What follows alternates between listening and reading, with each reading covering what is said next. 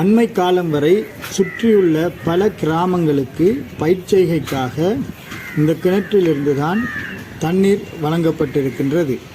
தற்பொழுது சில காரணங்களுக்காக பயிர்ச்செய்கைக்கு தண்ணீர் வழங்கும் அந்த நடவடிக்கையை நிறுத்தியிருக்கிறார்கள். ஏனென்றால் இந்த கிணற்றின் அடிப்பகுதியில் இருக்கிற உவர்நீர் அல்லது கடல் நீர் மேலே வந்து இந்த தண்ணீருடைய நன்னீர் தன்மையை பாதித்துவிடும்.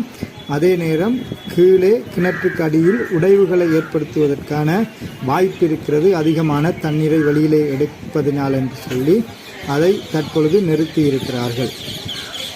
அதே நேரத்தில் நல்லூர் ராசதானியின் வரலாற்றை சொல்லும் நூலிலும், அதாவது தர்ச்சன கைலாய புராணத்திலும் இந்த கிணற்றை குறித்தும் இந்த கிணற்றுக்கு அருகில் இருக்கின்ற ஆலயத்தை குறித்தும் சில வரலாற்று குறிப்புகள் இருப்பதாக சொல்லப்படுகிறது.